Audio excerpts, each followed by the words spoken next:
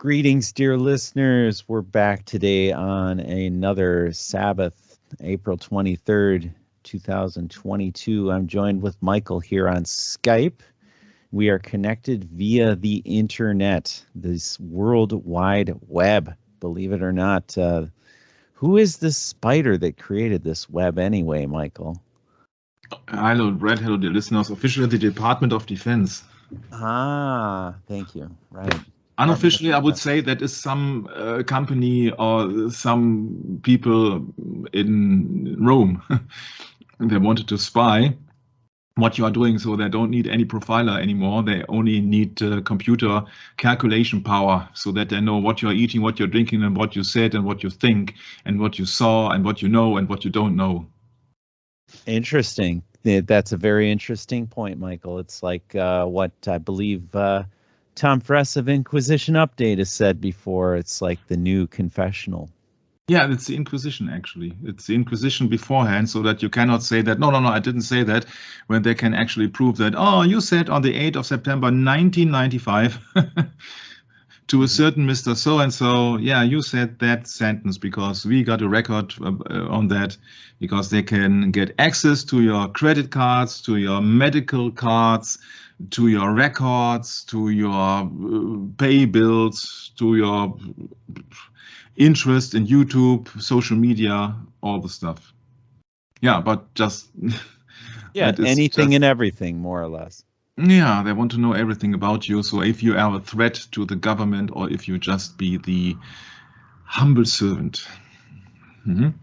So we are not the one or the other. We are just Bible-believing Christians. We are just looking for the truth. This is session 28 already on JFK. Don't know how many sessions it will be. I can only assure you that the real interesting things are coming up. And this is just a session I did also in German. This session is being called The Sacrificed King. It's, of course, about John F. Kennedy. But not quite, because it focuses very much on the Texas School Book Depository on the left side. That is the building who allegedly, Lee Harvey Oswald shot your president. But before I go into this content, I would like to go in more recent matters, because I found a comment on the German page. It is very interesting. I have translated it into English. It's called, "Sorry, you are the freak. You simply overslept the zeitgeist. Facts are fully 20th century.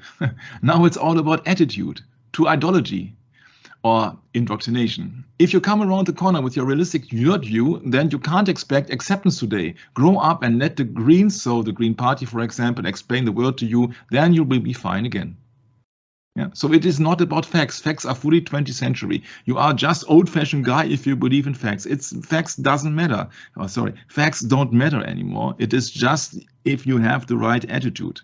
Yeah. Please don't forget the gender age, and please don't forget all the people who are then going on for Friday for Future and all the things. It does not have anything to do with facts. Yeah. Actually, facts are... Yeah, it's just about having the right attitude to belong to the masses of people. Yeah, that was the first one I found. I found that quite fitting here. The second one I found is very interesting. It is in German, but I can, of course, really simply translate it into English, or American English. This is in the making, history in the making, the biggest tower they have ever erected. Between 900 and 1,400 meters. That is about, I'd say, about 2,200 feet and 3,000 something feet. Yeah, so that would be the highest tower ever built. Isn't that pretty? Has nothing to do with the obelisk. Sure. This is the Burj Khalifa, up to this very day, the biggest tower in the world. And nothing to do with the pyramid. And this is the new super tower building, which is called then the Dubai Creek. And now it gets really interesting, because the new super tower shall have gardens like the antique 7 world wonders, the Hanging Gardens of Semiramis. I said, what? Oh, that is interesting, because what they don't tell you is that Semiramis was the wife of Nimrod, and Nimrod was the one who was allegedly building the Tower of Babel, and there you got also the biblical reference to Genesis 11, as well as the Freemason reference of the building of something which is very high and important, and you which should be like gods. I would like to ascend above the heights of the clouds with the biggest tower possible, which is, of course, nothing else than the Tower of Babel or Babylon or Nimrod or what the pagan king and all of the things. They don't tell you that. They only tell you the name of the Hanging Gardens of Semiramis, and nobody tells you in the mainstream media that she used to be the wife of Nimrod. She used to be the founder of a religion where it is about her chopped husband who once then been resurrected, and all the mystics about it and all the evergreen trees we have spoken before. So when we were talking about the Easter festivities in the Bible and the Easter being a pagan festival, I think it was 2 weeks ago or so, then you might have thought, okay, that's old-fashioned stuff, it's interesting to know, but it does not affect my daily life. And now you see that it is history in the making, that a new super tower structure, the biggest tower and the tallest tower in the world, also resembles the Hanging Gardens of Semiramis. So it is Nimrod Babel once again. It is not old-fashioned. It has not disappeared. It was in the ancient times, it is in the modern times, and it will be in the future until the very end of this Earth, which is not a planet, by the way. So I found that very interesting when I read Semiramis. I said, oh yeah, I have to mention that. The Hanging Gardens of Semiramis, also called the Hanging Gardens of Babylon. Oh, interesting. Yeah. Also interesting is a special movie here I found from the actor Charles Heston, who had a Q clearance because he served as a nuclear armament topics training film narrator for the military. So this guy is not also the usual actor. You see how now people being dragged by riot control, and it is about the year 2022. Mr. Charlton Heston is the one who was playing the part of Moses in the movie The Ten Commandments, and this of course is, I think it is Edward G. Robinson in his famous role as the brother of Moses, being the high priest of Israel, building and melting and molding and sacrificing to the golden calf. So this is Mr. Charlton Heston from the movie Soylent Green. In the year 2022, what kind of year? 2022. Oh, this is this year. Interesting. This is a movie from 1973. People are still the same in 2022. They do anything to get what they need, and they need Soylent Green, which happens to be a special food which then is delivered to the people so that they can survive, because in that movie, Soylent Green, actually it depicts a situation in New York City in 2022. So this year, the population is estimated to be 40 million. Which means that this movie has to do with starving, with hunger, and with overpopulation. That is very interesting. And you know that spoiler from that movie, of course, Soylent Green is people, so they are feeding the remains of killed, murdered, slaughtered people to the people. So this is cannibalism. If you think that it's just a movie, then please bear something in mind. This movie has been made in 1973, or it was published in that year, 1973. And it depicts a situation in 2022. And 1 year before, in 1972, there was a so-called Club of Rome, who then was handing over a book, a study, with the problems of overpopulation and not enough food on this so-called planet. And this is called, I can look it up, it's more, I think it is more convenient, Club of Rome 1972. Yeah, but what is it in English? English. The limits to growth. 1972 report, so 1 year before that movie, and please don't consider that movie to be an accident. Yeah, and it's a computer simulation, Michael. Yeah. Who's the Club of Rome? Yeah, can you guess somebody?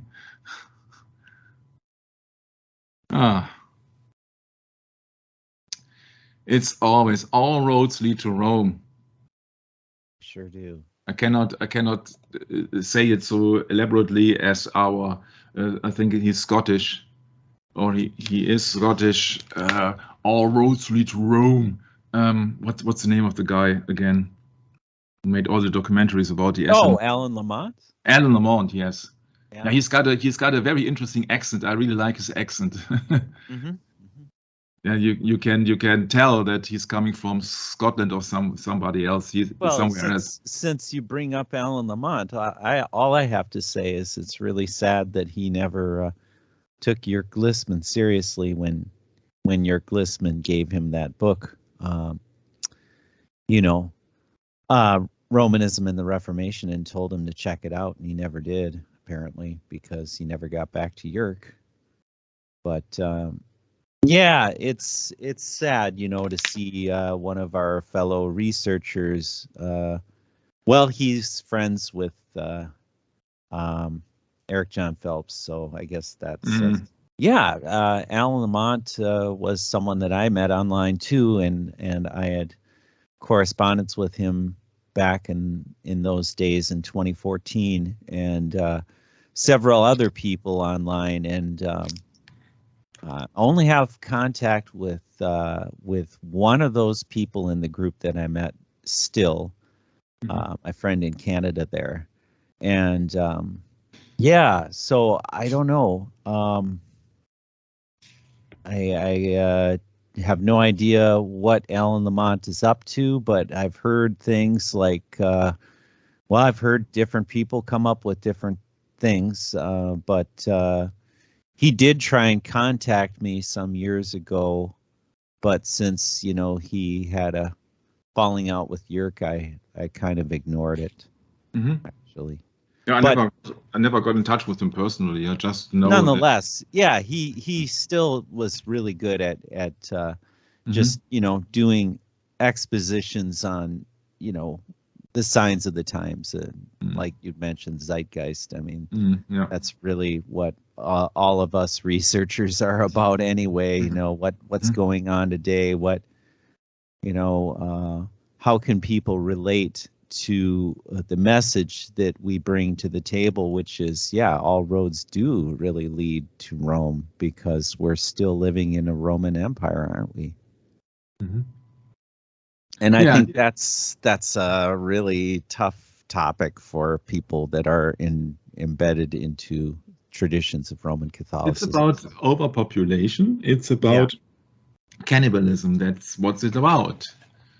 Yeah, and so you think that is just 1973. This is a photo of a fetus.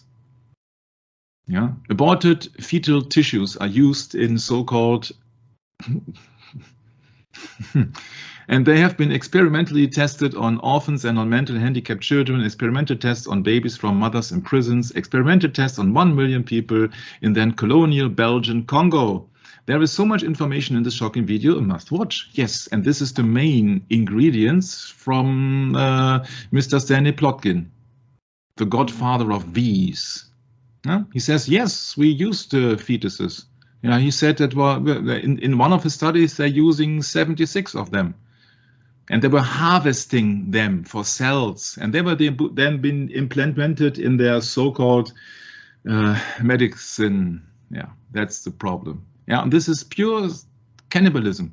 If somebody is implanting you some remains of a dead human, be it 3 months old or be it 50 years old, does not matter. Yeah, these are people. This is really interesting. When we were doing the Science is the New Religion series, I think I mentioned him as well, and there was also some remark of him in the 9-hour confession here, that he said that, yes, I know that I'm the individual who will burn in hell, but also the Catholic Church, they are also promoting it, or something like this. And he was just using in the same content with hell, he was mentioning the Catholic Church, which I found very remarkable in that combination. Yeah, very telling, isn't it? Very telling, yes.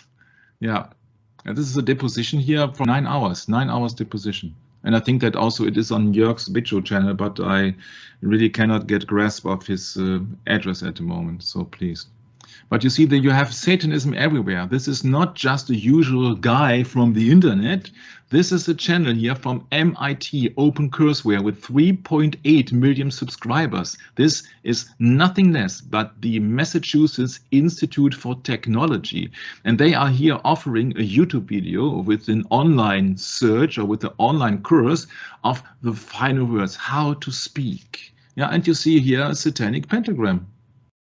Yeah, this is so common. This is a Professor Patrick Winston is an instructor here in 2018. So don't tell us that, oh yeah, we are only talking about ancient things of Semiramis and Nimrod and Babylon, when there is a tower built at this very moment, being opened in about maybe 2 years in Dubai.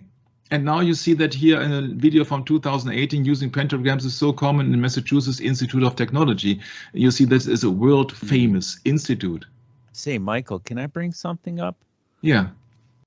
You know this, I'm sure many of our listeners, and as well as yourself, Michael, you know that there are these this video that popped up of this world Summit? Yeah, no, it's a world government summit. Mm-hmm. And there's a lady that comes up there right away and says, you know, are we ready for a new world order? And she mentions the year 2020, but in the background, you clearly see a logo for the year 2022. And I got me to thinking, what on earth is going on here? Is this some kind of doublespeak or something?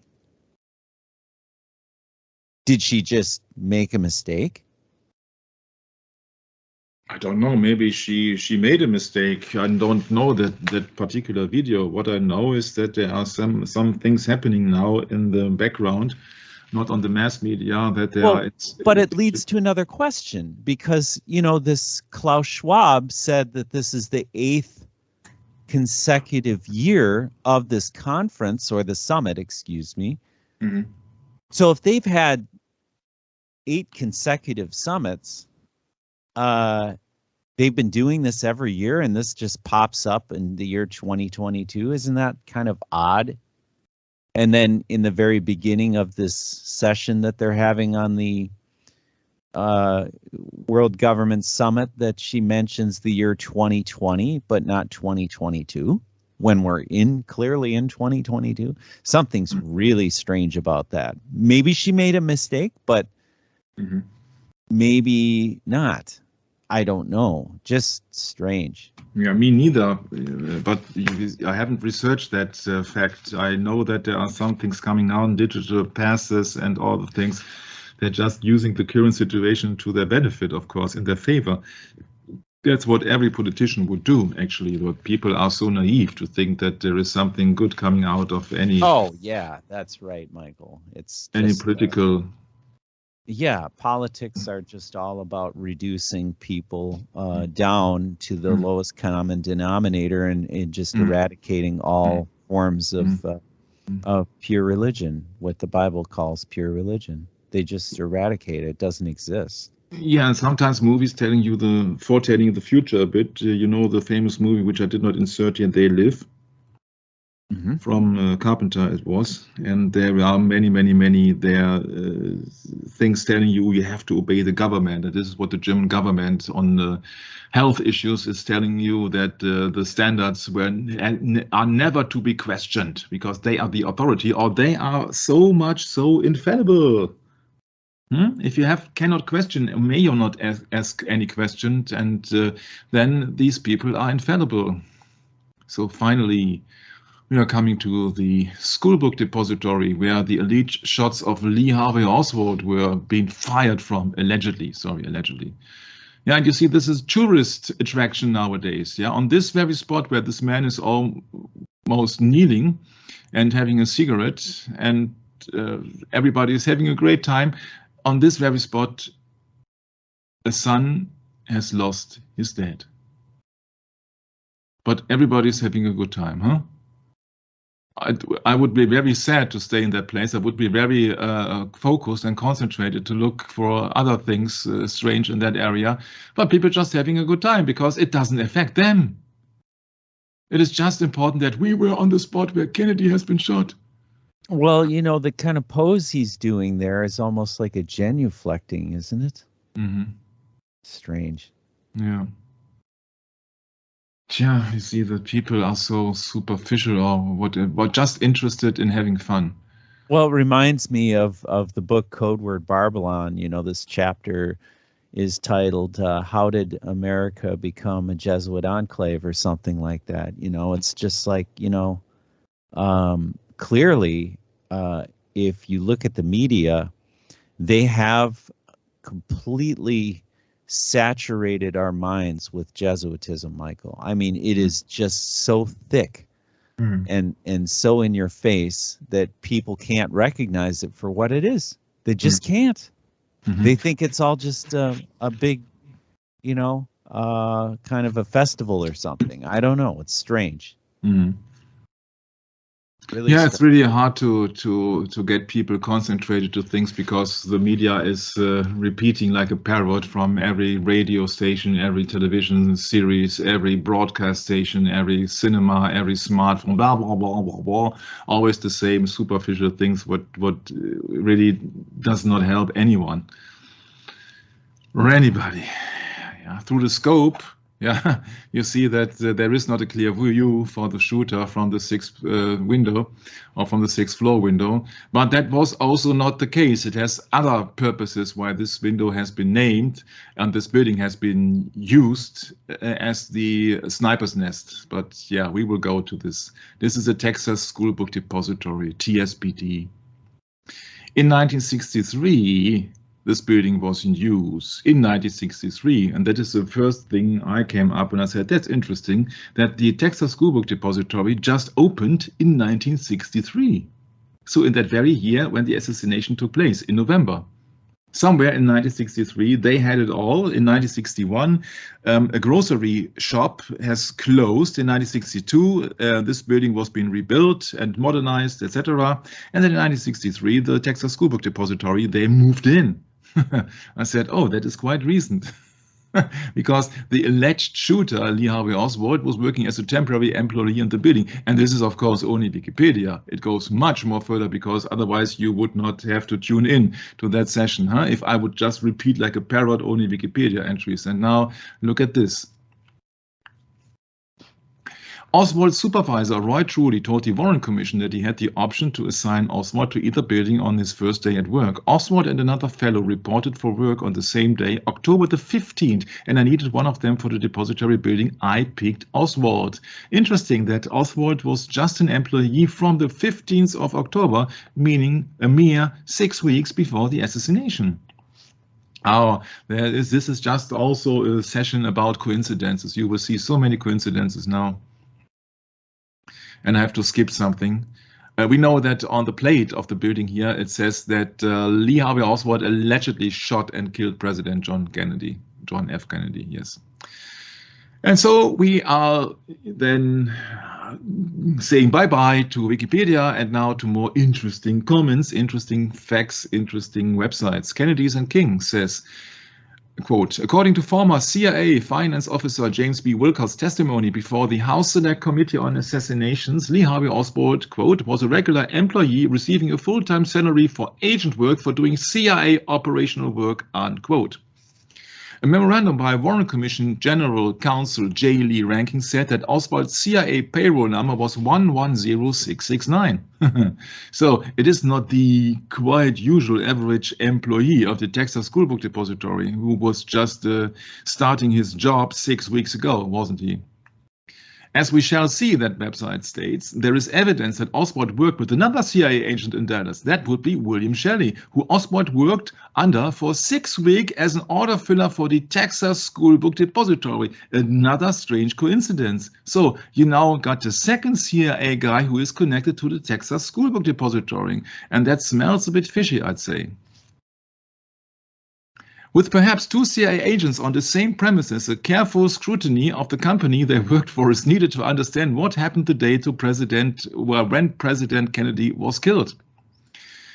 Another hint is from the Midnight Globe, 14th of February 1978. The memo said that Oswald's FBI informant number was S172 and that the CIA number was 110669. Mae Brussels showed copies of this document to the editors of Globe. But he was just the loony who was just an employee in that building 6 weeks before. So you can tell that Wikipedia may not tell you the entire truth because they don't want to have some concerned civilians. You shall not be concerned. You just follow the rules. You follow the orders. Please don't ask any questions. Just obey the authorities. Yup, that's the way it goes in every country. On that page, it is said, quote, Carolyn Arnold, the secretary for Vice President August Campbell, told a friend in 1994 that she had been and still was terrified. She said that, quote, there is a whole lot more to tell about the Texas Schoolbook Depository than what has been published, that the whole building should be suspected as much or less as a safe base to operate from that day in November 1963. And that got me into thinking or into verifying my conclusion that the Texas Schoolbook Depository is for Dallas assassination the same as WT7 for 9/11. Because on that Texas Schoolbook Depository building, you have a clear view of Houston Street and the clear view of the Elm Street. And it's the last building, of course, that JFK had to pass before he was shot. So it is very likely that there were many observants in that building overseeing the entire action or the entire assassination. Because I don't think that you are so naive to think that there was just a lone nut when you now have discovered that Oswald was on the payroll of the CIA and the FBI. So we continue. You see, you can do 10 sessions on that building alone.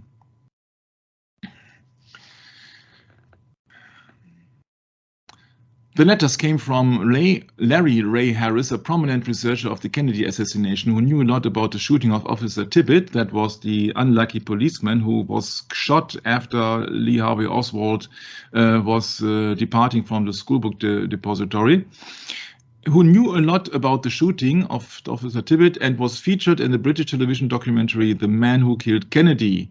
During a phone conversation, he told me that he had a letter that mentioned Shelley joined the CIA. So that is another source of confirmation that there is much to it, because you see that when Lee Harvey Oswald worked together with another CIA agent or informant, then it is just not the lone nut. Lone nut means he's alone and acting alone, but now you're seeing that he's got a supervisor, and his supervisor also is in the CIA. Okay, what a coincidence. Yeah. You can, of course, look it up everywhere on the internet. Just hand over some form of raw information, and you can go into your own research, because I'm not want not to focus about the Texas Schoolbook Depository for quite a long time, although it is maybe very interesting to go into this. But if you don't think that this is resembles a temple, because of the front door entrance with the columns and the strange incidents with all the brackets on the window with 11 brackets on top and all the other artifacts, you see clearly that this building has been placed on purpose to a Freemason place in a temple court. So then, of course, it is the building from which the execution took place.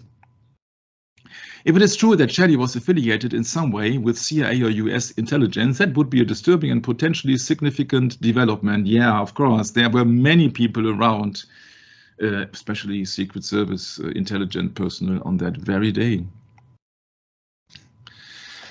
Yeah, in the House of Kennedy Assassination Committee, as somebody says here, the glazed letters from May 1999. Mr. Clay's letter says, "Dear persons, I have some information concerning the assassination of President John Kennedy that I wish to submit for your scrutiny. While working as a journalist in Dallas, Texas in 1974, I met a person who says she was working at the time for Bill Shelley, who says he was Lee Harvey's superior at the time of the assassination." Yeah, and that's the way the cookie crumbles.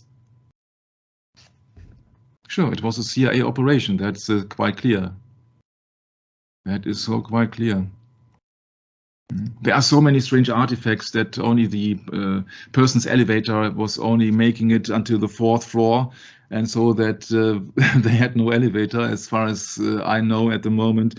But why did they then try to carry all these big and heavy boxes onto the 6th floor?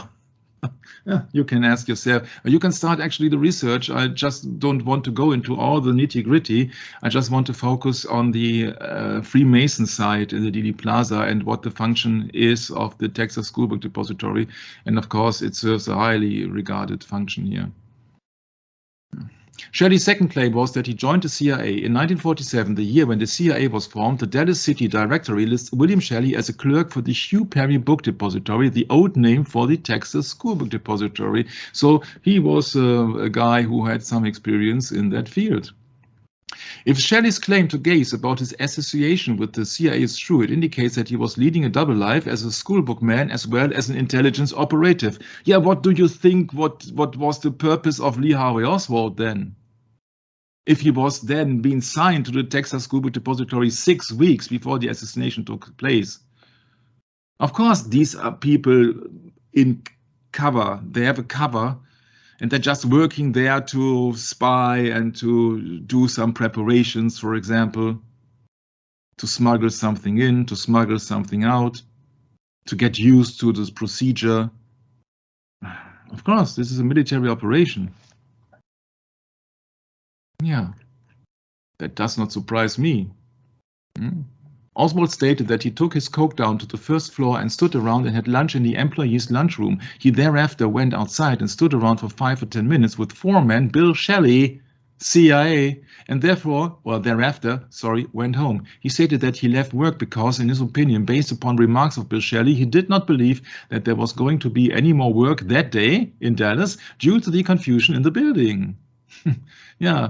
But he just left work to go to the theater. And that also serves another purpose. But we are not ready to go into this because I have also a complete, or what complete is just the wrong word, a huge file, a huge script for Lee Harvey Oswald alone. Not long after Oswald departed from the scene, Shelley, so his foreworker, told Truly, so the manager of the building, that Oswald was missing. A roll call of warehouse employees seemed to indicate that Oswald was indeed absent. Truly notified Police Captain Will Fritz, who immediately thought that it was important to hold that man. It is interesting that there was no usual bystander who informed the police that, oh, look, there's a man running. But it was his own supervisor who informed the police about the missing of Oswald. So one CIA agent in a special building, which is used as a temple and as a preparation for the assassination, told the police about another missing CIA informant called Lee Harvey Oswald. And if that is not a setup, and if you remember that Lee Harvey Oswald claimed on television, on live television, I didn't shoot anybody, I'm just a patsy. That makes absolutely sense because he was the patsy also for Mr. William Shelley. And when there are two CIA agents building, when two CIA agents are actually working in that building, what do I suppose to think about the manager of that building, Mr. Truly, that he doesn't know anything? Oh, yeah. When this building was just being rented by them in the same year, what a bunch of coincidences. What makes this even more interesting is the following new information. In the work that Oliver Stone has done for his upcoming 4-part documentary series on the JFK case, he uncovered information that Truly was not being paid directly through the Texas Schoolbook Depository in 1963. Oh, the manager has not been paid by his own company, interesting, which he was allegedly working for. We should not jump to conclusions. Now, of course, it's only just a big coincidence, since we do not know the entity that was actually paying him. Oh, I would suggest that it starts with a C. But in the light of the information in this essay, it seems interesting that it was Shelley and Truly who took the name of Oswald to the police. So if they would not have reported to the police, maybe Mr. Oswald was alive and kicking. But he was the patsy, as he said. I think the only very honest guy in that case of Kennedy was Lee Harvey Oswald. Up to now, I found no error and no mistake and no lie in him. They did not even grant him juridical support. He could not call his lawyer or something. Yeah, the whole thing was a setup right from the start. When we will go into Lee Harvey Oswald, you will see why. Of course he was the patsy. I don't know if he was aware of the enormous assassination which took place. I don't know. I don't know what they have promised him to, don't know, fly him out to Russia or what, I don't know. But it just, you see that this is just a bundle of coincidences here, no? FBI reports. And the problem is that I cannot get access to that very file from the 23rd of November where Mr. Truly stated, yes, we were just operating here in that building for several months. And this is the FBI report code 100-10461.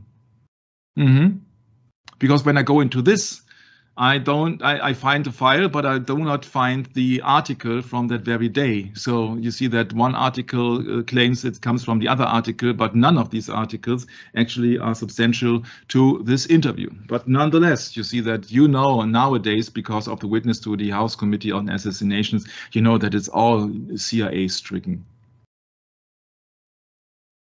Yeah, testimonies to the Warren Commission, etc. It is no secret today. Also very interesting, when you go into the jfk.org assassination page, History of the Texas School Book Depository, it claims that the building has been built in 1898. And now it gets really strange, because in 1901, the building burned down after being struck by lightning. I have to ask my colleague here, how often does it occur that a building has been hit by a lightning and burns down?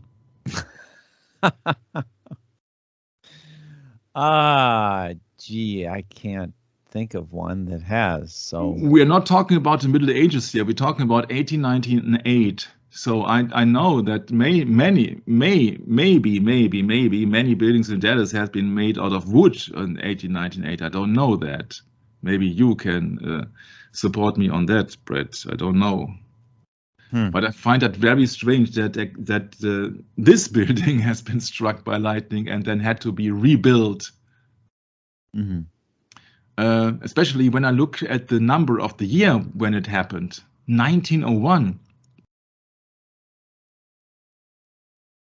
Yeah, right.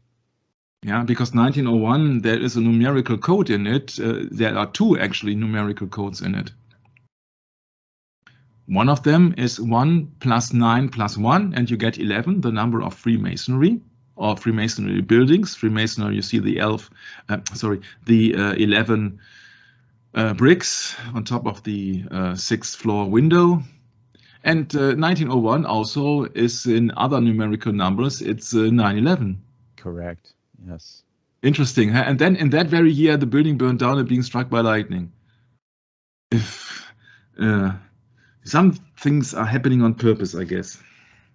Yeah, but I cannot prove that. Huh? I have no files, original files to prove that. Yeah, so that building was been rebuilt in 1901. Then the building was in 1937. It was renamed the Perfect Air Building for a new air conditioning business. And then 20 years from 1941 to 61, they became the Southwest distribution for the grocery wholesale company John Saxon and Company. 411 Elm Street. Yeah, before in 1963, so in that very year, the Texas School Book Depository Company, a school book distribution firm, leased the building. Very interesting. So it was in that very year, 1963. What a coincidence.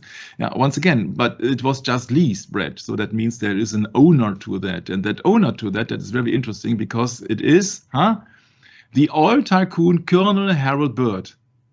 And he bought that building at a public auction in 1937. I said, that is very interesting. An oil tycoon who is the rightful owner of the building where Kennedy was being shot.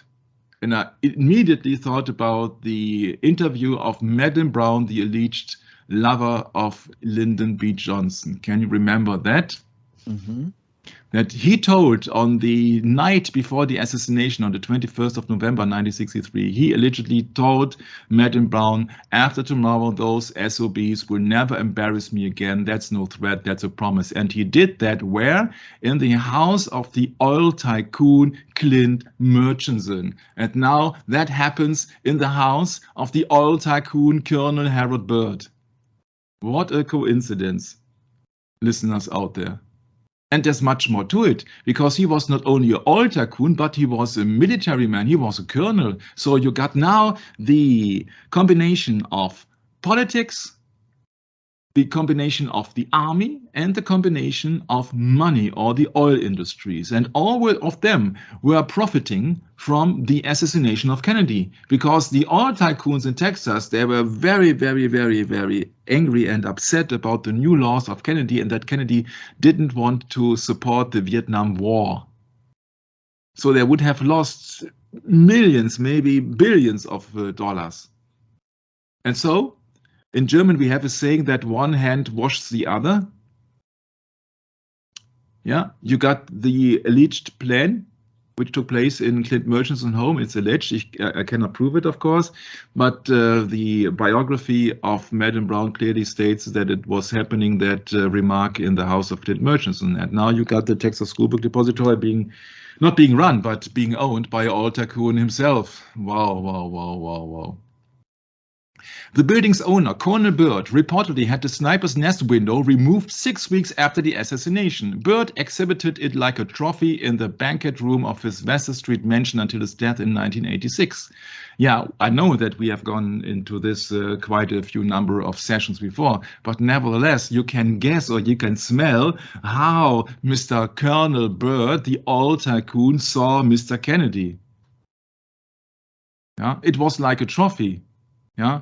So also he, it seems, wanted to get rid of that president, and he favored most likely Lyndon B. Johnson, because Lyndon B. Johnson didn't stop the war in Vietnam. No, it's quite the contrary.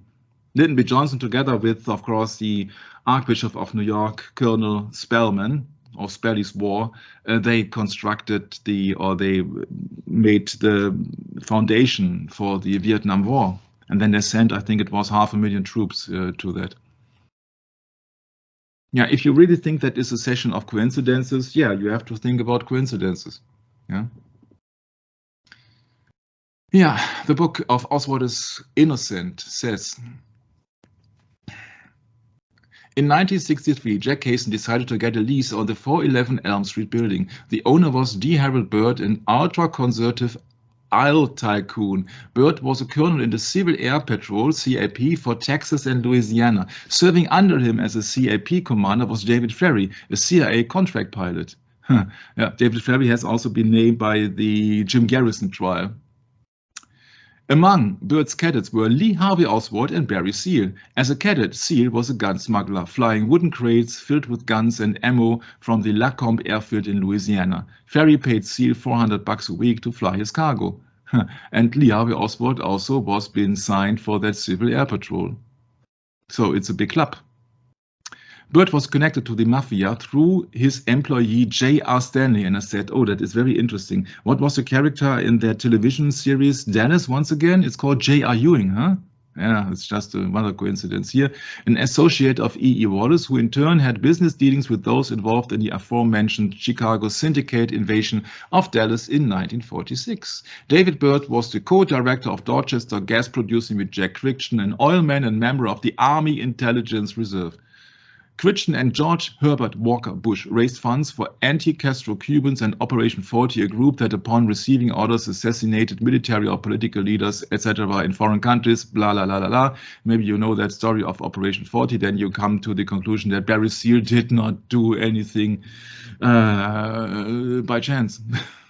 But you see, you got all the information still on the internet. We're not China here, not now. Yeah.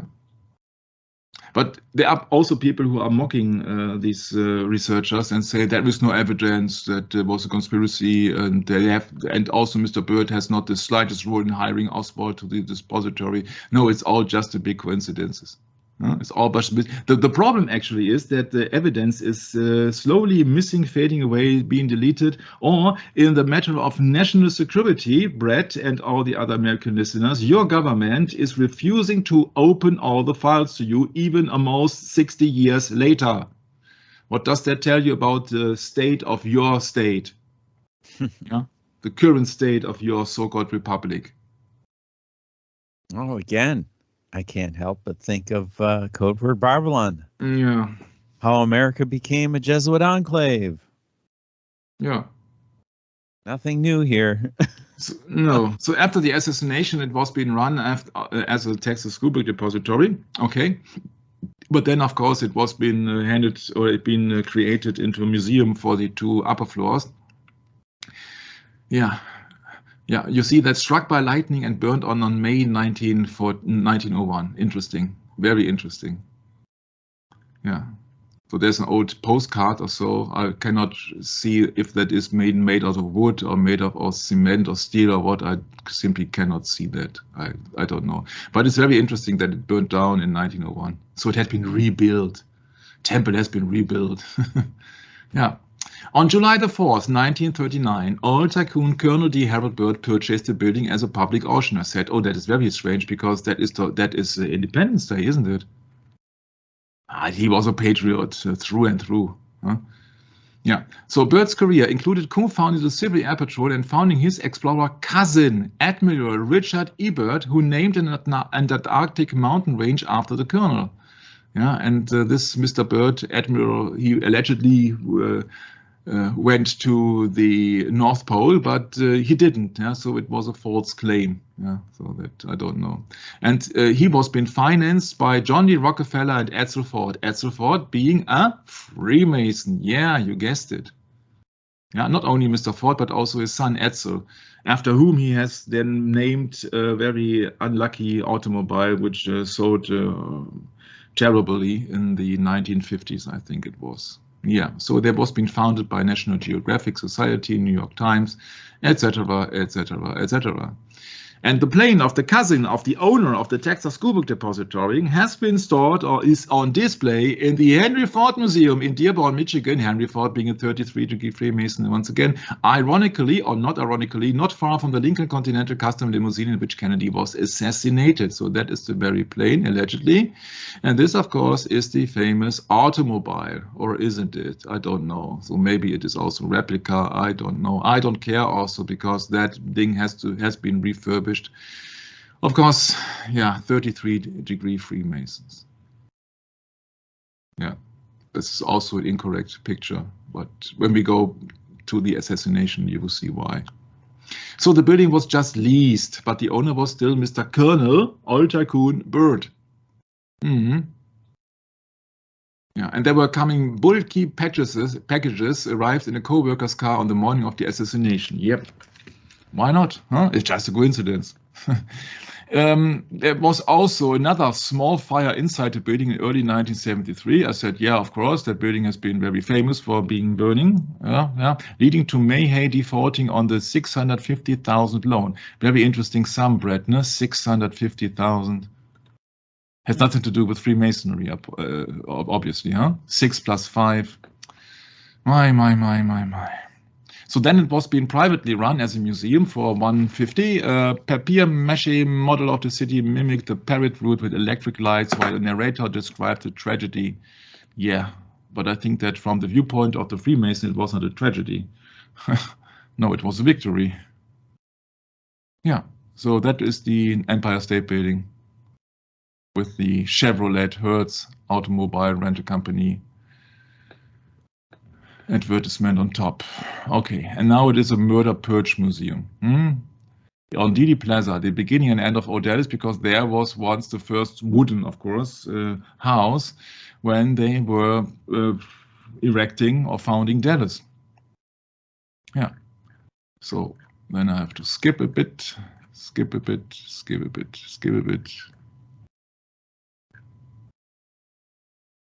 Yeah, for me, the hint is that Lee Harvey Oswald was just being under contract from that school book depository around 6 weeks before.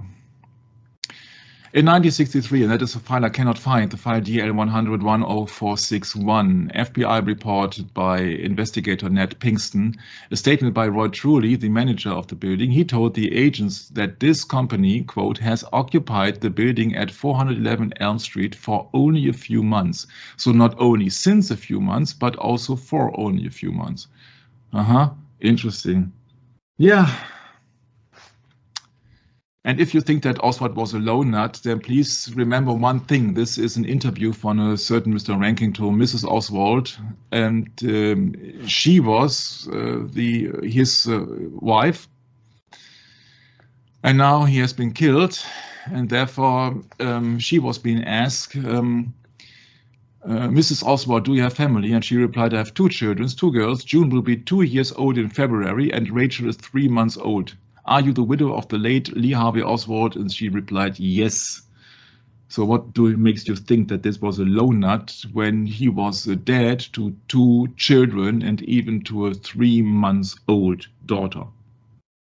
Oh, no, officially it's been stated that they were living apart, but nevertheless, he stayed to be the father. And so I cannot grasp anything to think about as a lone nut. I don't believe anything.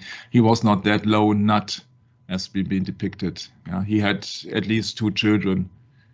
And I cannot think about being mean so much that you won't see your children again. Which is, of course, the danger when you assassinate and murder or allegedly murder somebody, be it the president of the United States or be it somebody else. Well, that's interesting you bring that up, Michael, because if you look at this type of ideology, we might want to call it, of the lone nut, it's reflected in a lot of movies. And what is it we've learned about the CIA? They've had a little bit of an influence on the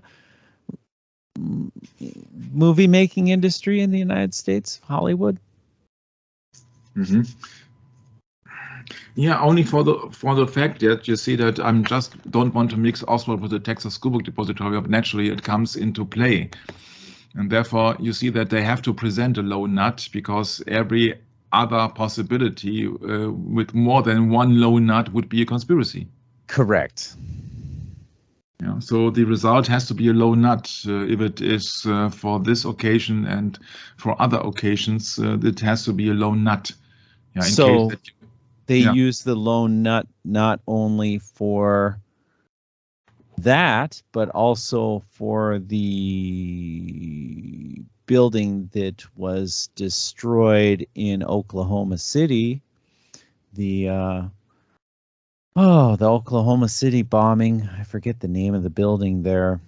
Yeah, that whole event was blamed on a lone nut named what was his name now? I can't think of his name at the moment. But anyway, that was a horrible incident there. I think it was in 1995. If I remember correctly. I don't know much about it, but I could look it up. But anyway, the lone nut, they certainly tend to rely on using that in numerous occasions for many different things. Yeah, it was the Murray Federal Building in Oklahoma City on 19th of April 1995. Wasn't that also the 19th of April when it was the Branch Davidians? Oh, that could be. That could be. I don't. Oh, let's see. Branch Davidians, yeah. In Waco, yeah. Yeah. See if we just quick look that up. Yeah, so that is the lone nut theory. Yeah, April 19. Yeah. Yeah. That was the ending of it. Was sure. February 28th through April 19. Yeah. So yeah, that date is still there. It's still significant. So 51 days of. Yeah, there are many interesting remarks here on that occasion, but I don't want to go into this now because otherwise we will be lost in so many details. Yeah. And that's the quote what I'm looking for. So if somebody can really name the name of the source or so, then please write it in your comments.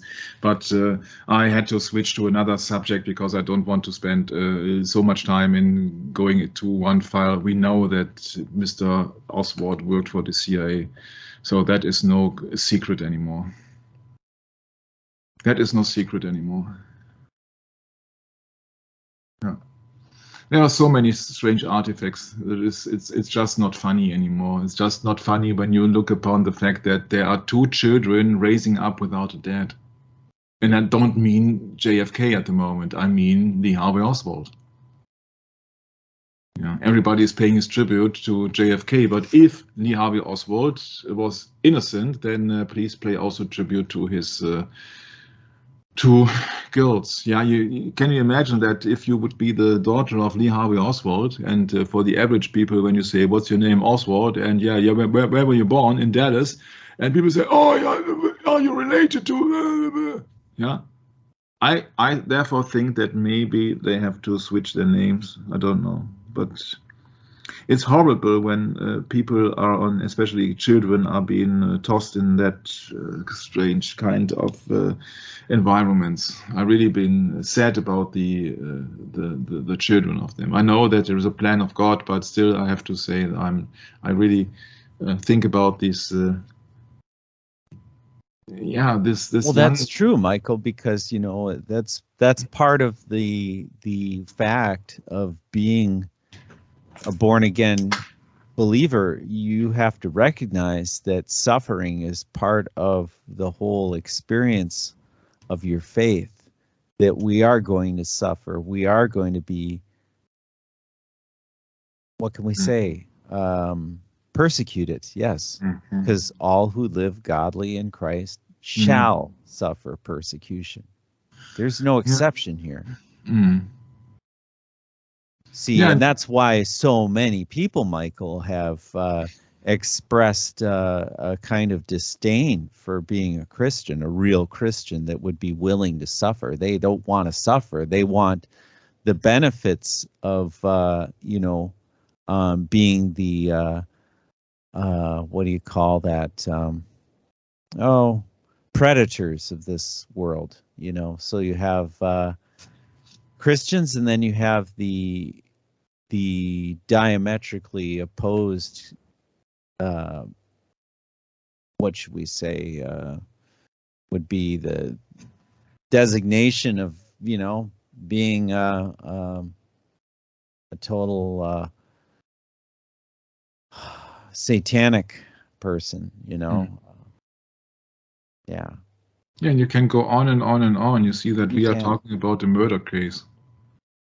Yeah, so the manager took the officer to the farthest point of the building to reach the other floors. You see, there are so many things going on which are very strange. Yeah. Unfortunately, little attention was paid to the back section of the Texas School Book Depository in 1963, or even since. It is even difficult to locate clear pictures of the rear of 411 Elm Street as it was in 1963. Yeah, you will be surprised every minute when you go into this assassination. And there are so many things coming up. So many people say that, oh yeah, I saw a man running out of the back door a few seconds after the shooting. Yes, but it was not Lee Harvey Oswald, because he left the building, as far as I know, from the front door, which is very obvious then when there was a back door. And he was working there for 6 weeks. Do you really think that he didn't know about the back door? Wouldn't he left through the front door when he knew it was a back door and he wants to hide? No. I think the answer has to be no. It is so obvious. It is so obvious. It is so obvious that he was being used as a patsy. People then saw guns and all the things and noises. Yeah, we will go into this when we are coming to the assassination itself. But it is really tough sometimes to focus on the things. It is really tough, especially when you got them in very decent quality. It's really sometimes it's really a mess. Yeah, sometimes you have it on 90 degrees apart. Sometimes the quality is extremely bad, and so research into the Kennedys things, sometimes it's totally a waste of time. Yeah, because it is not supposed to be there.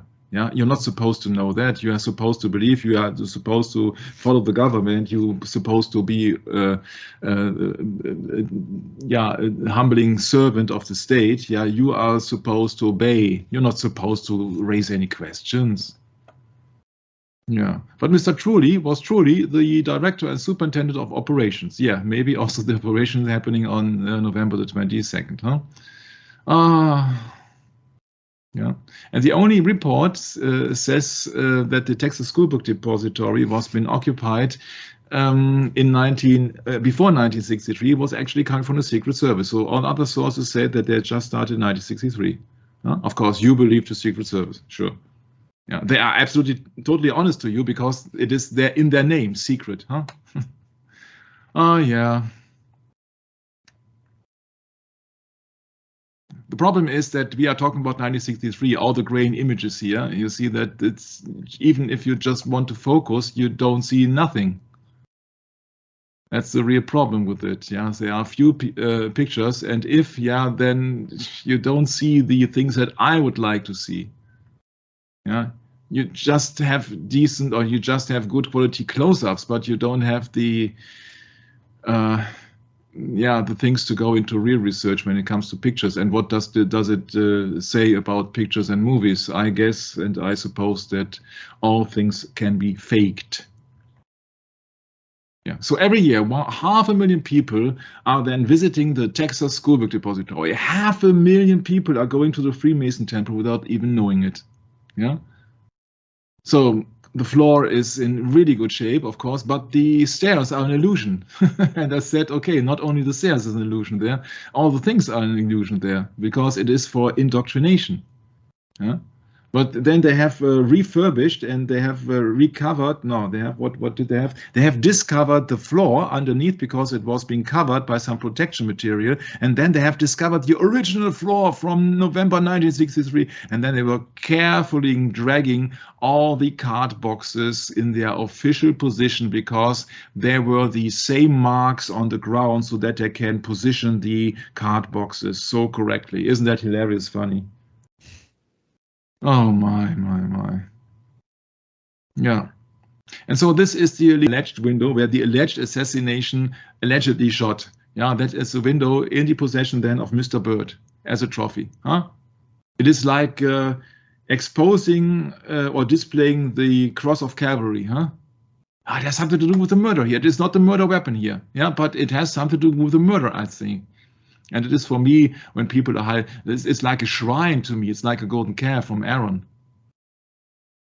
My. And they claim that there are 2 just copies of the Zapruder film in the private possession because the original and 2 other copies are in the National Archives. That is hilarious funny because that movie was being filmed in 1963, obviously, and was first being publicly shown, as far as I know, in the Jim Garrison trial in 1968. So I'd say that they had a heck of a time in fabricating some duplicates, and they had a heck of a time and a heck of a budget to falsify also that movie. And we will go into that movie extensively, I can promise that.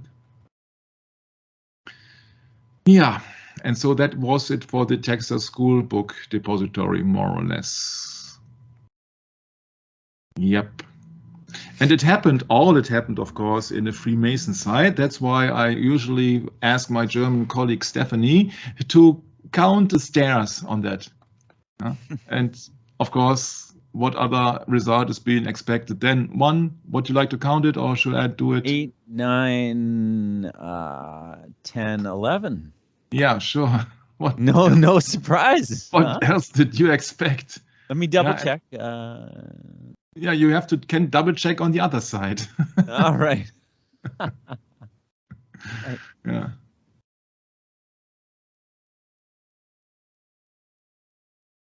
Nine, 10, 11. Yep. There Yeah, we go. surely. Yeah. And so you got the same Freemasonry symbolism everywhere. You see that yes, the 3 segments with 3 so-called windows. You got 3 by 3 is 33. No, it's not mathematics, it's symbology, it's numerology. So that is 33, and also 3 by 3 is 9, of course. And then if you know that there are 2 of them, that makes 18. And what is 18? Oh, 6 + 6 + 6. Yes, sure. So you got the 3s and 9s all over the place there, and 11s, of course. You see, and now they are using that very place, that Dealey Plaza, also for an official ceremony for the 50 years of the assassination of John F. Kennedy. Do you think they learn about Kennedy or what? You see, Weren't that you depends. talking about the museum that they had in the depository, the school book depository? Yeah. Wasn't it they charged $18 for admission? Absolutely, yes. Just had to back you up there, Michael. Yeah, that's great that you got a good remembrance of things, good memory. But of course, they have to. Yeah, because that money goes more or less to Freemasons. What do we expect? Yeah, what the money is for? It is not for charity. It is not for an old lady who needs money for operation of her nephew. No, that is all the Freemason temple here. And this Freemason temple has a 50-year celebration of the assassination. Yeah, so are they mourning or are they cheering? But one thing is clear, when you look upon that, they are just making music here on the Elm Street, on the almost the going to the spot where Kennedy has been assassinated. But you see now that the weather conditions have changed in comparison to 1963, I'd say, because it was not a sunny day anymore. Yeah, it is now raining, and it's very interesting because that is not the weather that Lyndon B. Johnson had wished for in 1963, huh? So you're telling me that they actually have an anniversary on the 22nd of November? Yeah, it is every year. I don't know if it is every year, but I stumbled across that 50 years anniversary. Oh, all right. Well, yes, but still, yeah. Please remember that this is a temple. Yeah, that's right. Yeah, and now you got the very bad weather. Yeah, so that imagine there was that conditions of weather, then JFK could have not been driving down that road without his bubble top on. Of course, the bubble top was not bulletproof, but nevertheless, you see that would then have been hurt many people inside the car, at least with the flying glass. Mm-hmm. So very interesting that especially on the 22nd of November, that was such hilarious good weather conditions in 1963. And I remember that Lyndon B. Johnson officially told in 1963 in some university that whoever will control the weather will control the world. And who's controlling the world? Yes, that is the same club in Rome. And of course, when they rule the world, they also rule the weather. Just ask Lyndon B. Johnson or just look it up in his speeches. So this is the official speech here by the Bishop Kevin J. Farrell. And Stephanie came up, what I found very interesting, that is, he said, oh yeah, look at Pon, Kevin J. Farrell, JFK. I said, oh yeah, that's hilarious. Yes, so his initials also are JFK, but that's not the main concern. Comparing to the weather conditions, which you see on the picture on top, and now compared to that man here, there is something very obvious. Yeah, my question, why he's wearing sunglasses or dark glasses? Huh? From the symbology, you see that these people have to hide something. But of course, I'm just absolutely sure that the majority of people will say that is just another coincidence. That he has the initials of JFK is very interesting because he's the bishop of the Diocese of Dallas. But of course, that he's wearing dark sunglasses, that just adds another thing to it when you see that all the people have been covered here because of rain, obviously, or wind, or what else. Yeah, and at the end, you see that people have been honorary guests here. It is an official thing going on in the entire Dealey Plaza. If you look at here, yeah, it's really a big mess.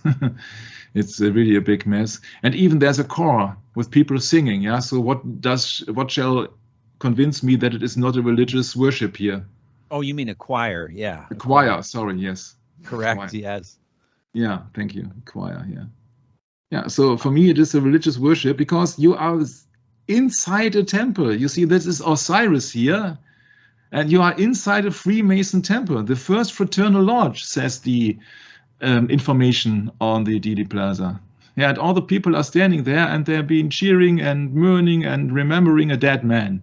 Isn't that something? They got the American flag embedded in those 18 little windows and the, and these arches. What are they?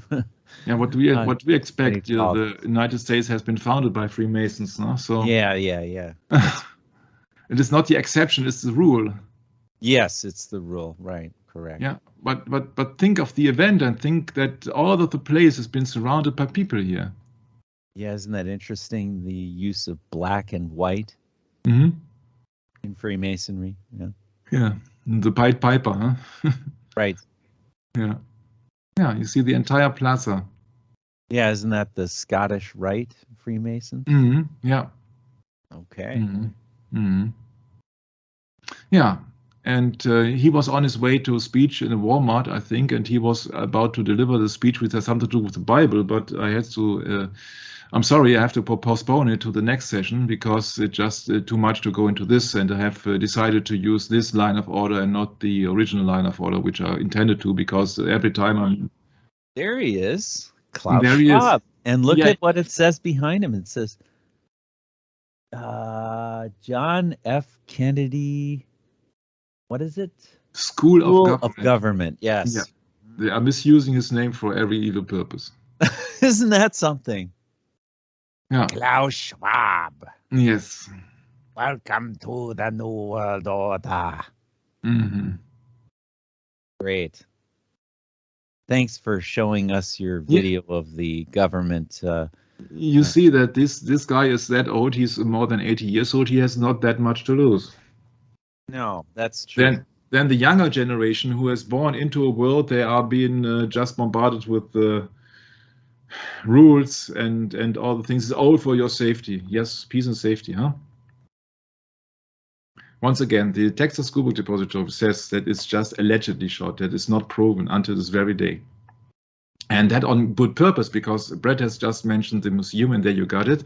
You got the display of the scene of the crime, of the assassination, the three shots. In the next session, you will learn why they had to come up with that idea. And they got even a three-dimensional site on that. That is so important, that building. You cannot imagine, because you see that if it is a temple which contains the official window, yeah, you see, that is very interesting. That you, of course, look to the temple area of Osiris and Isis directly underneath. But this is the shrine, or this is the place to be for all the people into JFK. And if you've just been bored, you can have maybe some ham and eggs, or you're just chewing your bubble gum. Huh? Oh, this is a place where it used to be. I don't know. But you see that people are attracted to that site because officially they have been indoctrinated to believe that the shots were fired from that window. Yeah. Therefore, Mr. Kennedy is the object of desire for the one who are mourning and for the other who are cheering. And for the one who like to mourn, yeah, you see this is a Kennedy Memorial, which looks like a cube, and it is a cube. If it looks like a cube and it sounds like a cube, then it is a cube. And this is a cube. A cube is a depiction of Satan, and especially when it's a black cube. Yeah, but this is John F. Kennedy Memorial plate. Yeah, doesn't help anybody, but it looks very, very interesting. When you know that this is black and it's a cube, and what it is black and it is surrounded by a cube, more or less, then you know it has something to do with Satan and 666, and maybe then you can also see this old insignia from IHS, where many people mistake that for Isis Horus Set, and then you would be at the Egyptian Trinity once again. But you think of that age which is depicted here, which looks like a staff or broken staff with a tail on it. And this is not by coincidence, because the astrological symbol of Saturn, the planet Saturn, is a cross also with that serpentine, let's say, serpentine. Yeah, so that is also a very interesting symbol. If you think of that in religious terms, then it depicts a cross with a snake. Huh? Wow. That I hope that keeps you into thinking about the meaning of symbolism. Yeah, I know that it used to be a sickle here, so that Father Time is also another depiction of Saturn. But nevertheless, yeah, look at the symbology by many things. Nobody is doing anything for random or just out of too much time on their hands or so. So the black cube, and that is also not a black but a white cube, where the Kennedy Memorial plate is being covered by. So cube is a Saturn analogy, so Saturn. So it is a worship also of JFK, but not in a good term. It is a satanic place. And of course, he was being executed in Freemason side temple. This is the JFK Memorial Park, and this is the young JFK Jr. at the age of 3, at the exact 3rd birthday of JFK Jr. It was the funeral. It was on the 25th of November, 1963. Yeah, I think that boy never forgot his 3rd birthday. But he also was not reaching a decent age, because he had some terrible accidents, of course, by accident. Yeah? So it is just one of the dozens of coincidences in that series here. Yeah? You see that Saturday means Satan, or Saturn means Satan. It is the Lord of the Rings. It is the end of time. It is Father Time, and it has something to do with chronos. There comes the term of chronograph, which means the hour or the clock. So what is missing here when you say Saturday? Yeah, obviously, of course, if you are really a Bible-believing Christian, you know what Saturday actually is, Brett. Sabbath. Talk about Sabbath, people actually think that you are Jew. Yeah, of course. My. Yeah, and they're holding JFK as their role model, as their idol, all over the place, all over the world. Yeah, everywhere you look. Everywhere you look, yeah, this is just you here got a black cube. This is the JFK Memorial in Dallas. Yeah, and they are building memorials, images, and idols. So Kennedy serves as an image. Yeah, so here's this city of Australia, I don't know what it is that here, but Australia remembers, and all over the world you see these stones, these stones and columns, and also the NASA. Yeah, he's got a big exhibition about the Kennedy Space Center, of course, with the JFK, who has no idea about space travel and technology. He was a learned politician. Yeah, he never studied science, or he did not have the time to, because he was ordained to be the American president. And that was his role since 1944 and 45, when his older brother was being missing in action in the Second World War. Yeah. Yeah, so people nowadays, they say, hey, call me up. Yeah, guess who are they calling? Yeah, people, they claim everything for granted. You see that also the space shuttle is making promotion here in the Kennedy Space Center for Atlantis, a continent which never existed. But of course, it has to be, because now we are going over the Atlantic to Atlanta. Yeah, you see that Atlantic and Atlanta also bear resemblance to Atlantis, country which never existed, but the Atlanta town exists, as far as I know. Yeah, so he has no idea about space travel, and if it would have been possible to shoot somebody on the moon or what, but he had to ask for that, and because he didn't wrote his own speeches. Yeah, and here you see Mr. Kennedy in the Mercury Control Center, main entrance. Mercury is a god in the Roman religion. He is the messenger of the gods, and the gods of dealers and thieves. Interesting. Mercury control, huh? The messenger of God control. Yeah. This is Mercurius. Mercury. Yeah, he's got some wings on his head, and there you see Asterix from Asterix and Obelix. Yeah, guess why he is then wearing a hat with 2 wings, huh?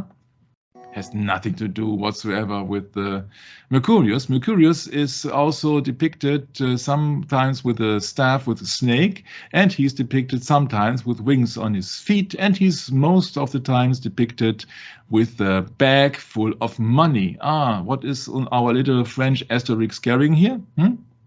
Beside a sword? Yeah, and you think that is all a big coincidence? Yes, sure. That's why he also been on the 500. Cinquecento means 500 in Italian. Bill. That's not much money, but nevertheless. Yeah, but what did he know? He was a politician, and now they are using his name for everything. Yeah, even Klaus Schwab. So, wow. Shall we do another shorter session, or shall I continue? That is.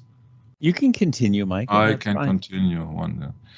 So this is a very interesting video of our researcher William Cooper. You know, this guy who was in the Marines, then having published his work called Behold a Pale Horse. And he has made a video, or at least 3 parts of it, called Kennedy the Sacrifice King. That's why I chose the title of that series session to be the same. And he says, look at that. They have also founded the first house on the Dealey Plaza. The first fraternal lodge was here, and also the first court building, etc., etc. You cannot read all the things here, but it was the birthplace of Dallas, and there is where the temple is now. And that was the Masonic Lodge of Scottish Rite, and therefore Mr. Norman was spot on saying that, oh yeah, it's no coincidence that they had these Scottish guys coming up there. I even forgot to mention that in the German script. Yeah, but when it is a lodge, you see that lodge reminds me of this series. Yeah. You know who they are. I forget the names, Michael, but yes. Yeah, but you know the television series. I'm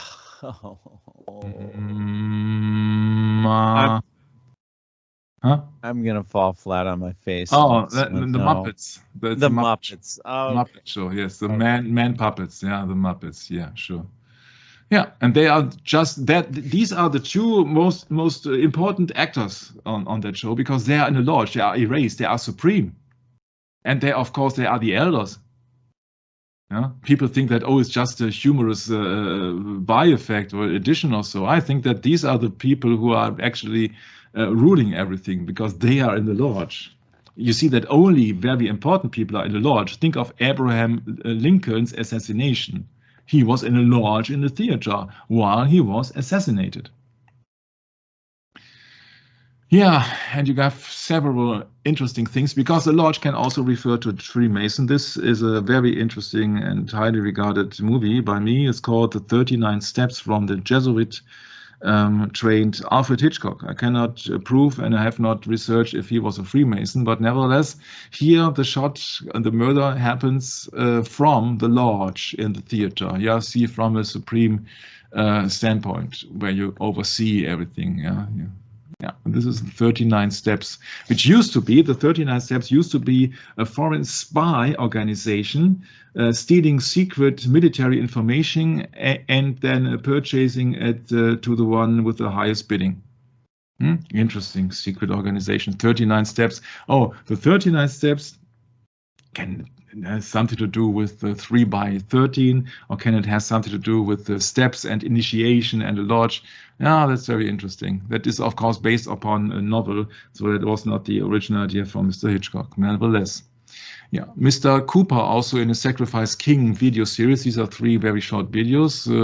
He's also mentioning the wafers on the top of the old red court building. And of course, he has to mention, sure, because that's the central main focus of attention here, the Osiris obelisk, actually depicting Nimrod, so the husband of Semiramis, which I was handing you over the new Tower Creek in Dubai. Semiramis, the Hanging Gardens, that was the alleged wife, but of course she never existed. So in that regard, or actually she is existing in the mythology under several names: Ishtar, Astarte, Astaroth, yeah, Semiramis, all the things.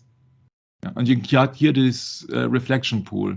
The reflection pool means that it's the reflection. It can also see it as a male and as a female object. You can also see that obelisk as the doctrine, and so the active principle, and the sea or the reflecting pool as the female object or the receiving. Yeah. Yeah, and then you got the doctrine and the church. So the church is spreading the doctrine or multiplying the doctrine, so to speak. Yeah, and this is also very interesting when you see that Osiris as the sun god, actually at the moment he's the god of the underworld because yes, he's not complete, so he cannot be resurrected. Therefore, at the moment he's the lord of the underworld, meaning Satan. But originally he was the sun god because he was the male god of the Egyptian pagan trinity, which means that he was the sun and she, speaking of Isis, was the moon, depicting here as the reflection pool. But it's very interesting because if this reflection pool reflects the female part, then you got the reference to the official school book doctrine that the moon is just reflecting the sun. And this is official doctrine. The children have to learn it this way. Yeah.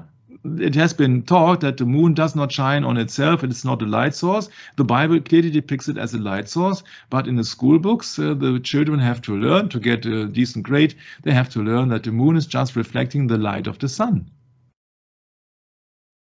And you got the same symbology here. You got the erect phallus of Osiris or Nimrod, and then you got the receiving end as above, so below, sorry, from the reflecting pool. And this is sun and moon. And this is the same with the Apollo 11 ritual from the NASA. Neil Armstrong, Buzz Aldrin, Michael Collins. Because they were shooting a male phallus into the sky, allegedly landing on the moon, on the lunar crater. So a male object into a female object. Yeah, it's so easy. And you got that depiction here. So it serves several occasions. Osiris, Isis, doctrine and church, male, female, sun, moon. Going further, sorry. Bill is stating that Kennedy was not assassinated by anyone who stood behind this grassy knoll, because you know that he's got another theory, of course. I agree with that. I don't believe it also that from here the fatal shot was being fired, but that I got other reasons with my conclusions. But you have to wait several sessions before we go into this. He said that no assassin would ever choose this location. No, some would have chosen that location, but it's just too complicated to go into this now. Yeah. And of course, there were many distractions on that site. Many people also said they had more than 3 shots, but it was efficiently, and it was especially on purpose that people should believe in the shots that they came from the grassy knoll.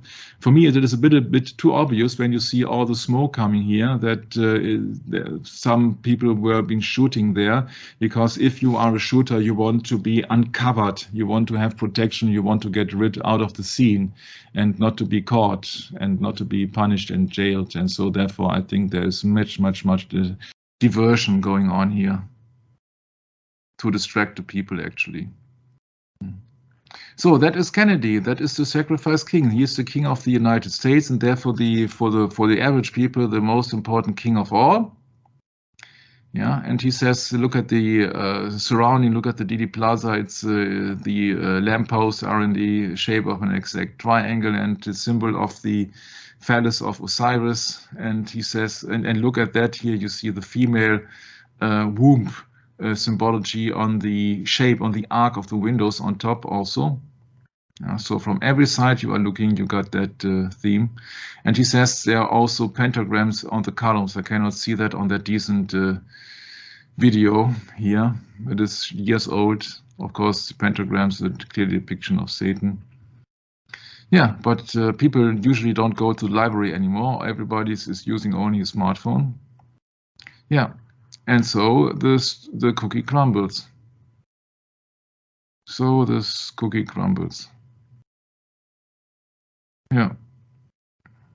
So this is where Kennedy has been shot, and the Dallas Tax Building was also the building which carried, or which actually employed Mr. Abraham Zapruder. So either this or that is has the top of the pyramid, and yeah, you can say that this is no coincidence. Either the Dallas Tax Building or the Texas School Book Depository. It depends a little bit on your view. where you start your research also. So that is very much into the same thing, the mythology from the Egyptian mythology to the Babylonian mythology.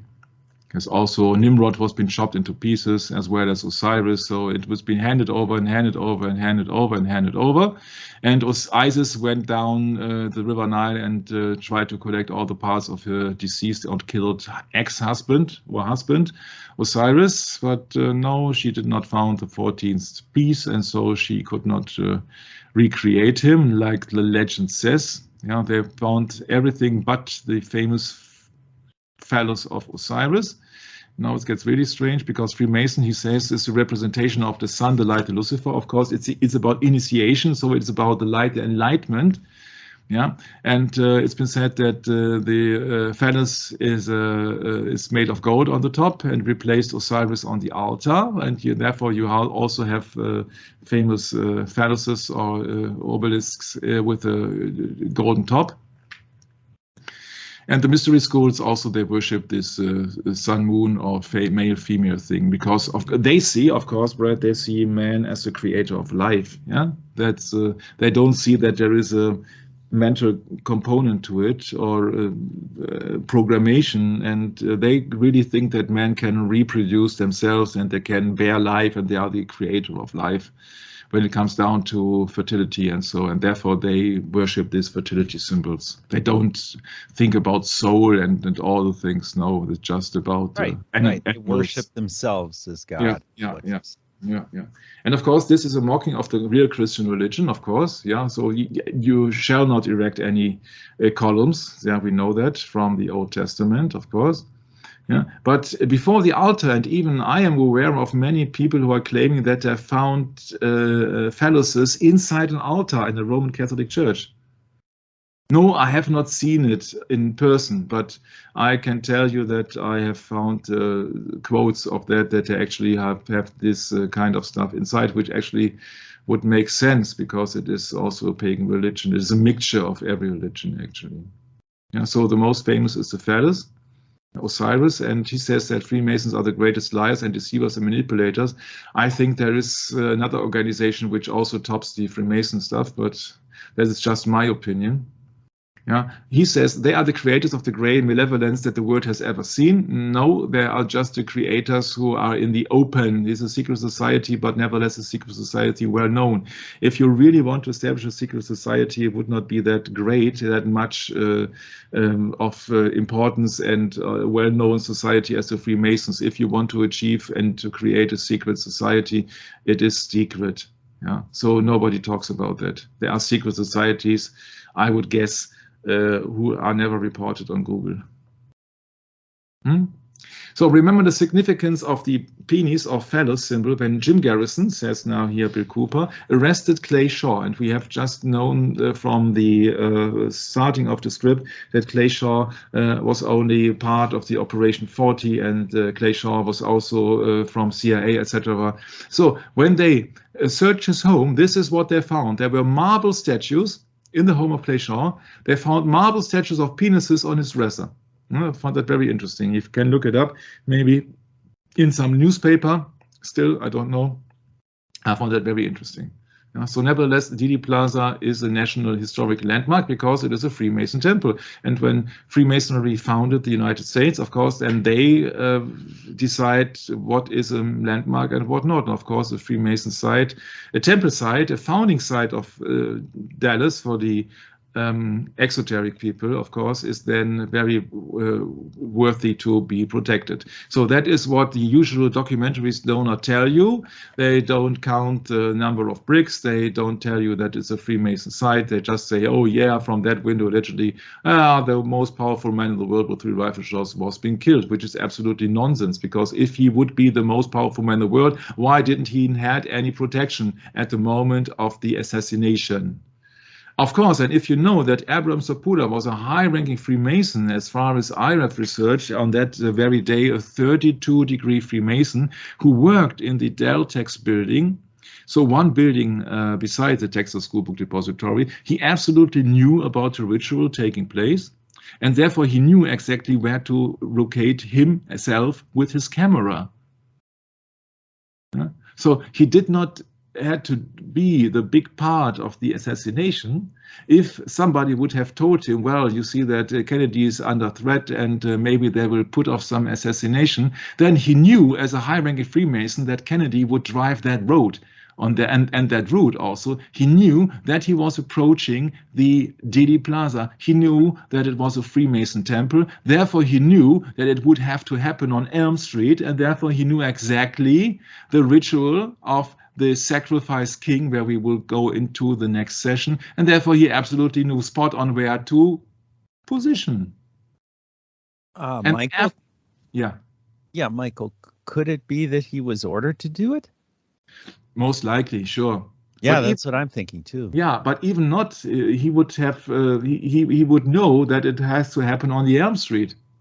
Yep. Yeah, yep. The street of the death. Exact spot. Yeah. Pretty much. And he was at the exact spot, yeah, where that happened.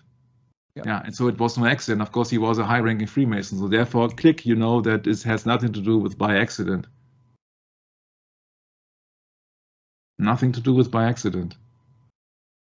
Even that drawing is incorrect because the tree, the branches, etc. This is far more covering the lane, but that's just a minor thing. Yeah. So he knew where to position himself. Yeah, exactly here. He was not here or here or here or on the other side. No, he was here. He knew exactly where to position himself. I think he was initiated highly enough to know that they want to get rid of him. Yeah, you see that everybody is connected to that. Freemasons everywhere. Well, if you just think about it, Michael, we covered that earlier in the session, is that movie wasn't released to the public until, was it 1968, some 5 years later? Something like that.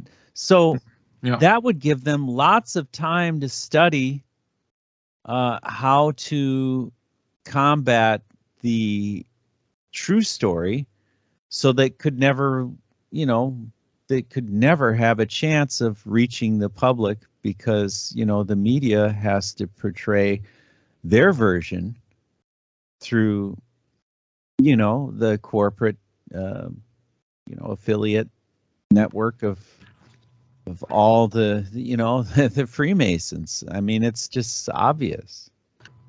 They had so much time and they had so much money and so much possibilities to alter that movie.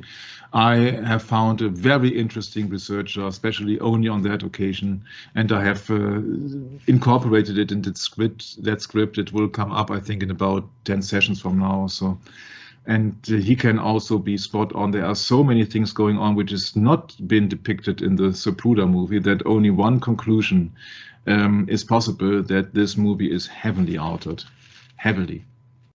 And well, yeah, that's what Daryl Eberhard has been telling us too. Mm-hmm. Yeah, very interesting. Mm-hmm. Yeah, there's some witnesses, and they say that they did something, and it is not depicted in the Zapruder movie. So it is very strange that there are some things are missing, and some things are not correctly displayed in the Zapruder film. I don't want to go into any detail now, but of course that movie had been made by a high-ranking Freemason. What do we expect? You see that he handed over the movie then to the newspaper, who allegedly could not then develop that movie, and therefore he sent that or he made that contribution from that movie to Time magazine, which is of course Roman Catholic controlled. And so Time magazine, Time means Saturn, the father of time. Yeah, so everywhere you look around that, and symbology and Freemasonry, then you see that of course they knew exactly what they were doing. And I know of so many movies, and all of them are very, very, very decent quality. And when we have to go into later sessions, you will see that they are contradicting themselves.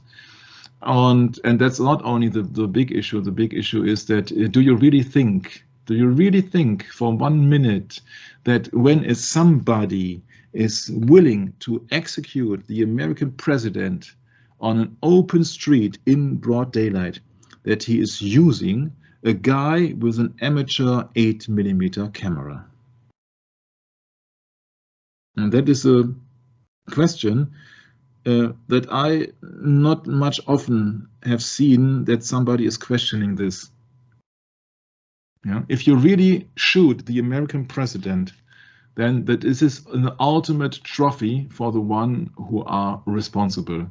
And do you really think that they place somebody on a pedestal, I don't know how many yards apart, with a 8mm camera? You really think so? I think there are hidden cameras positioned on the TD platters. They had enough time, they had enough resources to do this, and there is much distraction going on here. If you would have the opportunity of your lifetime to be the one who secretly behind big doors and initiated people say that, oh yeah, I was part of the assassination of JFK, then you would love to have a movie. And I guess that there is a very colorful, detailed, sharp movie available. Not to us, of course, not to us.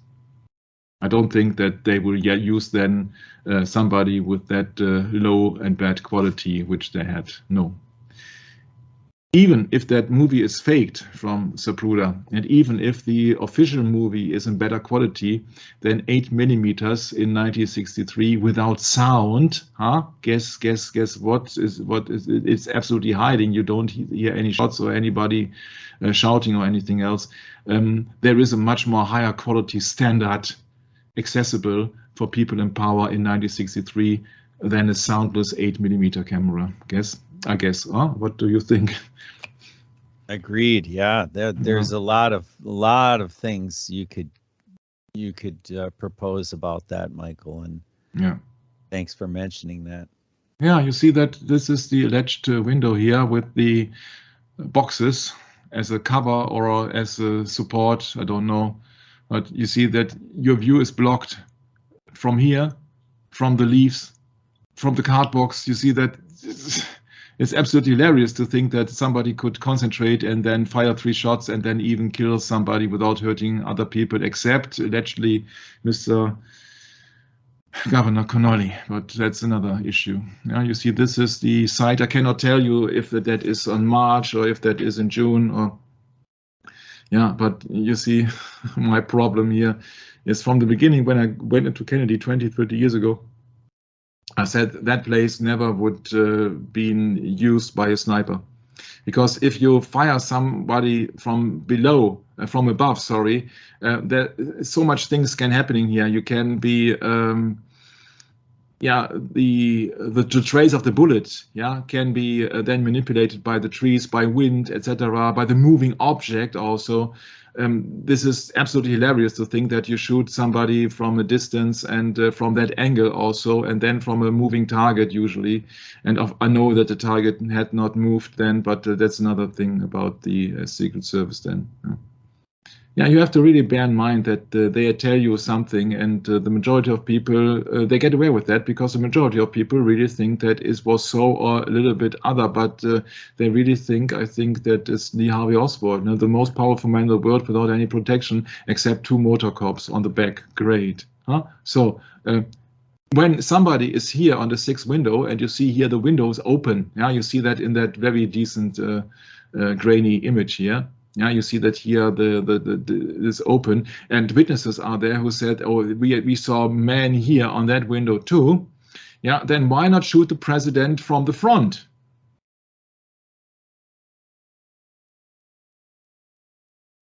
You have a much better visibility and a much better view and less distance and all the things. Why not shoot him from the front? Yeah, that is part of the ritual. The answer to that is part of the ritual, and also it has been covered up until this very day because many evidence is clearly missing until this very day. Yeah, and contradictions also from the one movie to the other movie, from Zapruder to Nix, about the car and its behavior. It's all about distraction here. That people have several items. One is the Batchman, the second one is the limousine, the third one is then Lee Harvey Oswald, the fourth one is their building, the fifth one is then the grassy knoll, the sixth one is the smoke, the seventh one is the umbrella man, the eighth one is the trams, and you see that you will be tossed around like in a circus. You have to do that chronologically to get a glimpse of the things which are really happening. And if you would exclude the Freemason and its ritual, you would never come to the conclusion. And that is supposed to be that you never come to the conclusion. Yeah? You're not supposed to be. You have to obey. Yeah, they care for you. They think for you. Yeah, and they only got the best noble interests in mind. Sure. And that's why they did not send Kennedy down the road where the fewest buildings are there, that snipers would have a hard target to, and most probably would have no chance, because here the car would have been driving much faster than on the very sharp left turn on the Elm Street with a big, heavy, long limousine.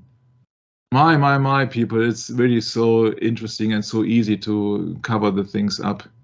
Except the question that who shot him, because there are, yeah, it's very tricky. But we will also go into that. But it's more interesting that why was he shot, and more interesting is why wasn't he covered, and most interesting is who gave the orders to. But I think that is some content for the next session, because I am really exhausted today. 2 hours to go into Kennedy and to concentrate on so many things. It's not that easy if it was not your native language, I can tell you.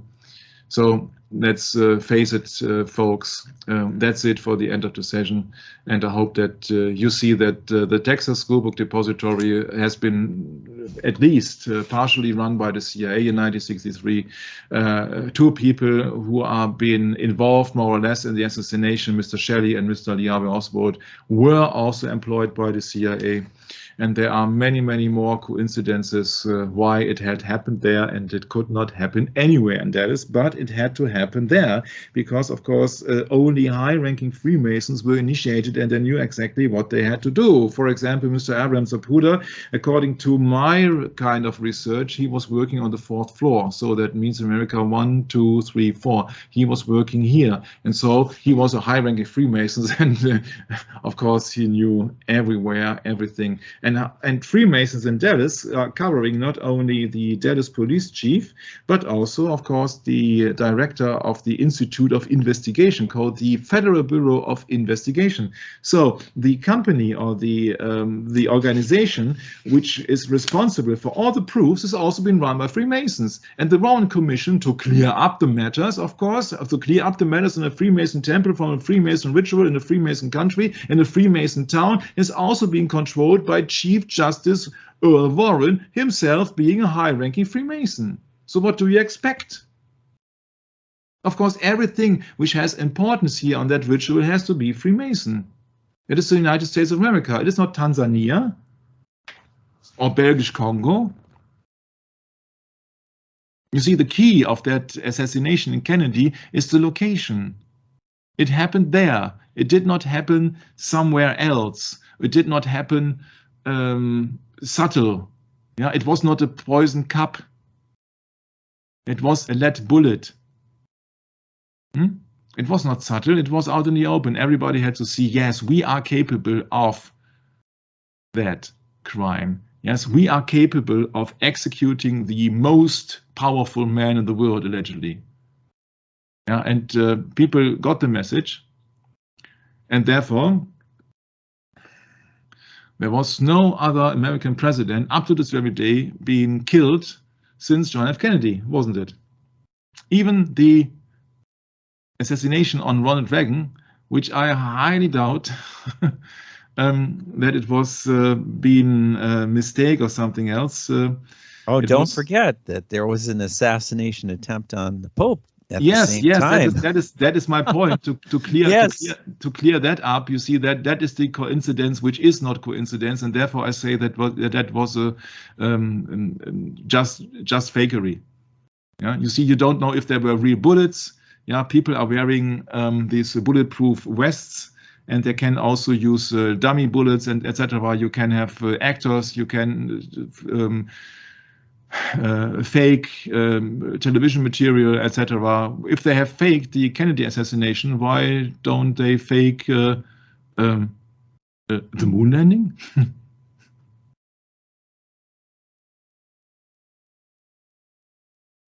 Yeah, there is a saying. It says, "Fool me once, fool me." What is it? Fool me once, and my fault or my mistake, but fool me twice, and then. Oh no. Oh. Yeah, but it's just the same way around. You see that this is a temple, and therefore I say this is the now it is a museum in its 5th and 6th floor. That means that this museum is a temple of the muses. Yeah, it is a temple. At least it is now a temple, but we know that it's a Freemason building. And if it was been overseen by that Texas Schoolbook Depository or the Dell Tex building, you see they all serve a purpose here. They all serve the purpose because both buildings are on the Elm Street, on the street of death. So therefore it was absolutely clear that Kennedy would not pass the main street because he was seen and judged as being guilty in the eyes of the people who were giving the orders. Of course, no important people there have important people. They don't shoot themselves. They have their people who are following orders. It's just authority. Freemason, especially, of course, is about hierarchy. In these secret societies, there is hierarchy. It's like in the Catholic Church, for example. Yeah, so with that picture of that obelisk on Dealey Plaza, once again, I hope that I could hand over some interesting information. In the next episode, we will deal about the real ritual, what then happened or had to happen, and why everybody is convinced of, well, has to be convinced about the official narrative that is about the content of the next session before we then move on and move on and move on. And thank you for listening to that session. And I hope that you will tune in the next time when it is about the biblical view on conspiracies, handing it over to my beloved brother Brett. Thank you very much for having me, and Maranatha. Thank you, Michael. Wow, that's a lot to take in that you present there, Michael. A lot of things that actually tie right into one another. And it's no coincidence, that's for sure, that the assassination happened at this particular spot. And I think we've emphasized that plenty. And wow, it's going to be interesting to go even deeper into this in the coming sessions in the future. So yeah, just trying to wake up over here, of course, as always, Michael, and Saturday morning here, and Sabbath. We finally get some warm weather here. It's been cold for months, and it's finally warmed up just this week. So yeah, it's great to have you with, Michael. I'm looking forward to next time. Maranatha.